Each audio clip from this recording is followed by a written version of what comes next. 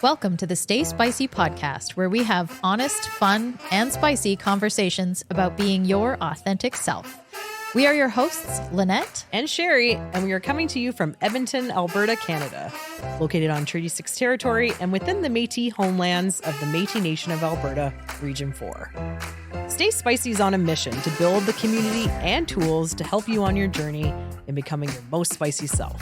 We've got workshops, personal branding services, podcasting, merchandise, and more. Check it all out at stayspicy.ca. So I can see why women are breaking up with the traditional workforce roles and their bosses and whatever else they're breaking up with. I've also had a lot of female leaders talk to me recently about their challenges. And so that's part of what we're going to talk about this season is those challenges from the perspective of the leader and also somebody dealing with a leader.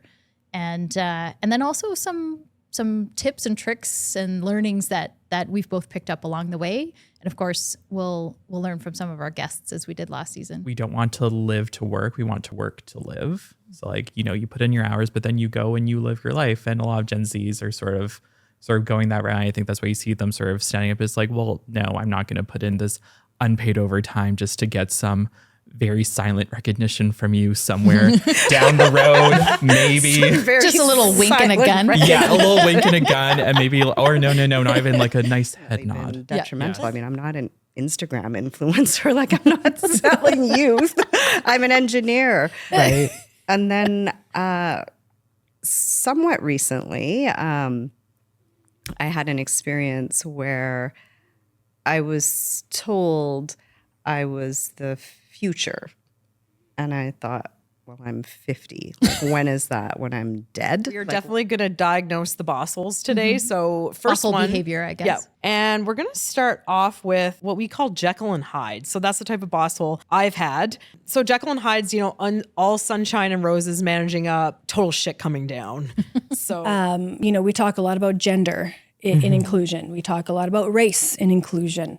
We don't talk much about ability or disability in inclusion, and that needs to change, right? Because technically, everyone will have a disability. You're either born with it, you either acquire it later in life, or you're going to age into it.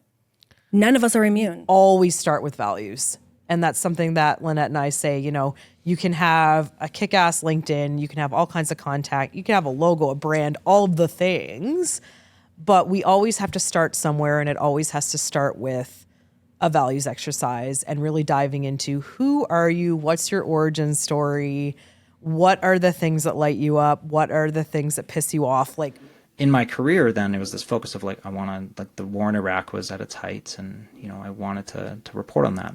And my first tour was in 2015, and that was during the war against the Islamic State, and that was, I guess, my first combat tour as a journalist. And in the years that followed, I had people that I knew die.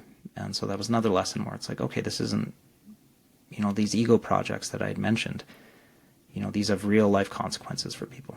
And the emotions that came with losing somebody due to war, was tough, another lesson. And so then there was this, okay, how do I be responsible, and how do I be, someone that honors these perspectives and these stories and this trust that people show me. 81% of workers feel that corporate culture is somewhat or very important in deciding whether they apply for a job.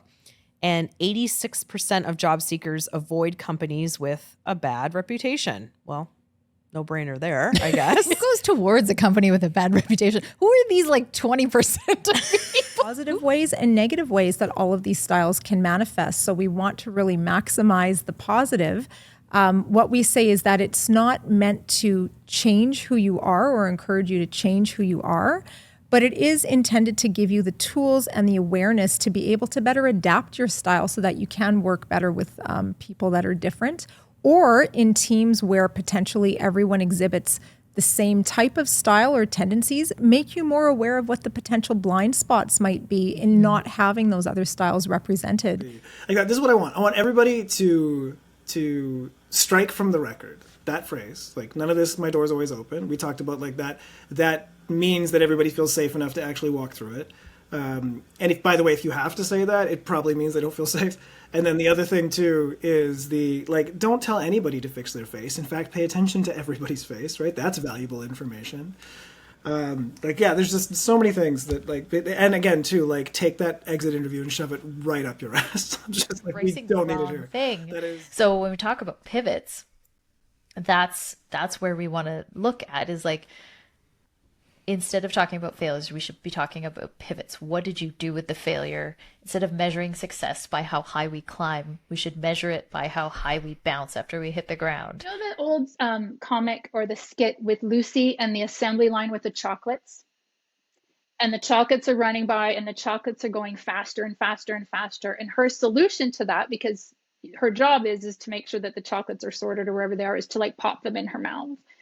It's because the way that, and it's funny because the way that our work is set up is it's based on assembly line productivity where I can see stuff. And that's the redesign opportunity, which is we're a knowledge work. We actually don't see most of the stuff of what we do and think about and digitize. So we're using old systems of hours and assembly line, and we need to reinvent work.